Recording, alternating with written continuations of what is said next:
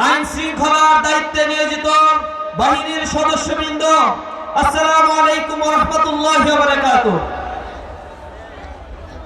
আপনারা গতকাল লক্ষ্য করেছেন বাংলাদেশ জামাত ইসলামীর পক্ষ থেকে একটি নিরাপদ ও ইনসাফের মানবিক বাংলাদেশ গড়ার এক ইস্তেহার ঘোষণা করা হয়েছে। সেই ইস্তেহারে বাংলাদেশ জামাত ইসলামী এদেশের কোটি কোটি জনতার হৃদয়ের কথাগুলো সেখানে লিপিবদ্ধ করেছে। আমাদের দেশের যে সম্পদ রয়েছে, গত 54 বছরে সম্পদকে লুণ্ঠন করে বিদেশি বেনিয়াদের মতো লুটপাট ও স্বর্গরাজ্যে পরিণত করা হয়েছিল। এদেশ থেকে 234 বিলিয়ন ডলার পাচার করা হয়েছে। ব্যাংকগুলোকে লুটতরাজরা লুটপাট করে দেউলিয়া করে দিয়েছে। বাংলাদেশে ব্যাংকগুলো থেকে যারা লুটপাটের সাথে সহযোগী ছিল, ঋণ খেলাপি যারা ছিল, এমন 43 জনকে যারা 26,000 কোটি টাকা ব্যাংক থেকে ঋণ খেলাপি করেছে, এই ঋণ খেলাপিদেরকে মনোনয়ন দিয়ে আবার নব্য ফ্যাসিবাদের জন্ম দেওয়ার পায়তারা করছে। যারা ঋণ খেলাপিদের নমিনেশন দিয়েছে তারা বাংলাদেশের অর্থনৈতিক ব্যবস্থাকে রিকনস্ট্রাকশন করতে পারবে, শয়তানেও তা বিশ্বাস করে না। এরা বিগত 10 বছরে যখন ক্ষমতায় ছিল তখন মানুষের কাছে যে প্রতিশ্রুতি দিয়েছিল, কোনো প্রতিশ্রুতি তারা রাখে না। তারা বলেছিল কৃষকদের 5,000 টাকা সুদ মুক্ত ঋণ মওকুফ করে দেওয়া হবে, তারা কথা রাখে না। তারা বলেছিল স্বাস্থ্য বীমা করে দেওয়া হবে, কথা রাখে নাই।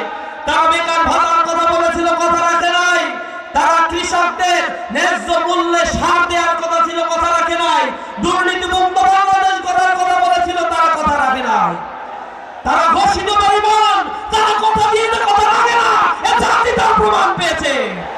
সুতরাং আগামী 12 ফেব্রুয়ারি বাংলাদেশে নতুন এক বাংলাদেশের সূচনা করার জন্য ইনসাফের প্রতীক দাঁড়িপাল্লায় ভোট দিয়ে ইনসাফ ও মানবিক বাংলাদেশ গড়ার জন্য আমরা ভূমিকা রাখবো ইনশাআল্লাহ।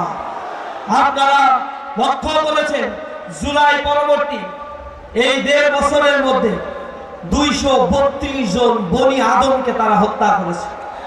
জামাত ইসলামীর নেতৃবৃন্দকে তারা হত্যা করেছে।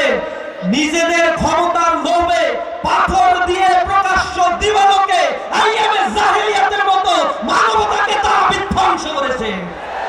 যারা ক্ষমতায় আসার আগে এত মানুষকে হত্যা করতে পারে, জুলাই বিপ্লবে তাদের এত মারা যায় নাই। তারা মানুষকে যদি ক্ষমতার লোভে হত্যা করতে পারে, ক্ষমতায় যাওয়ার পরে দেশকে যে শ্মশানে পরিণত করবে তা নিশ্চিতভাবে বলা যায়। সুতরাং বাংলাদেশ জামাত ইসলামী বলছে প্রতিটি নগর গ্রাম বন্দরগুলোকে গড়ে তোলা হবে। চিকিৎসা সেবার জন্য চাঁপাইনবাবগঞ্জবাসীকে ঢাকার দ্বারস্থ হতে হবে না। এই চাঁপাইনবাবগঞ্জে আধুনিক চিকিৎসা কেন্দ্র গড়ে তোলা হবে। চাঁপাইনবাবগঞ্জে কৃষি শিল্প ক্ষেত্রে উন্নয়ন ঘটানো হবে।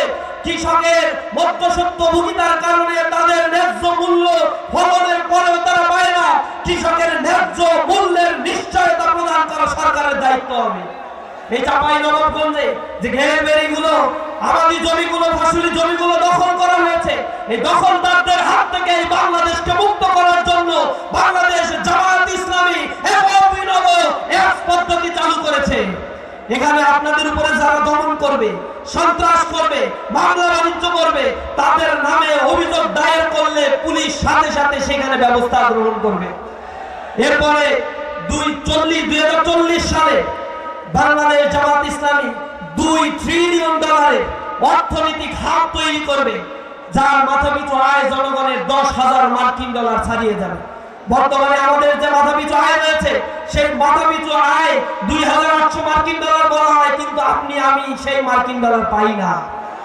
এই টাকাগুলো সুমন করার ফাঁকি যারা আমলা থাকে, যারা রাজনীতিবিদ হয়, তারা এই টাকাগুলো লুটপাট করে নিজেদের রাষ্ট্র তৈরির বিনির্মাণের বদলতে বা রাষ্ট্রে ক্ষমতায় যাওয়ার মাধ্যমে তারা জনগণের এই টাকাগুলো শোষণ করে নিজেরা আলিশান জীবনযাপন করছে। জামাত ইসলামী বলছে পরিবর্তন আর চলবে না।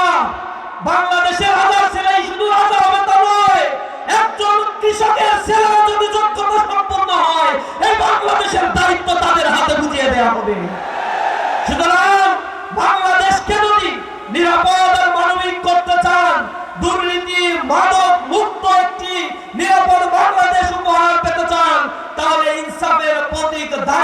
মালায় ভোট দিয়ে এই বাংলাদেশকে গড়ে তোলার জন্য জামাত ইসলামীকে সমর্থন দিয়ে এই বাংলাদেশ এক নতুন স্বাবলম্বী আত্মপ্রত্যয়ী বাংলাদেশ গড়ার জন্য আপনাদেরকে আহ্বান জানাই। সর্বশেষ 12ই ফেব্রুয়ারি বাংলাদেশের ইতিহাসে একটি গণভোট সংগঠিত হবে। এই গণভোটে হ্যাঁ পক্ষে রায় দিবেন। এই গণভোটে হ্যাঁ পক্ষে রায় মানে ভারতীয় আধিপত্যবাদের বিরুদ্ধে বাংলাদেশ পন্থীদের একটি বিজয়। হ্যাঁ পক্ষে রায় দিলে আর কোন সাম্রাজ্যবাদ আর ফ্যাসিবাদ তৈরি হতে পারবে না। স্বৈরাচার তৈরির পথ চিরতরে বন্ধ করে দেওয়া হবে। ইচ্ছা মতো কেউ সংবিধান সংশোধন করতে পারবে না। সংবিধান সংশোধন করতে গেলে গণভোটের প্রয়োজন হবে। প্রধানমন্ত্রী আর রাষ্ট্রপতির ক্ষমতার ভারসাম্য প্রতিষ্ঠিত হবে।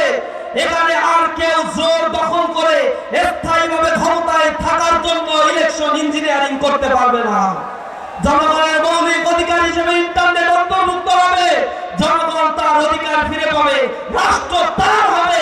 জনগণকে নিয়ে এই আমাদের একতাবদ্ধ স্বনির্ভর একটি বাংলাদেশ আমরা গড়ে তুলব।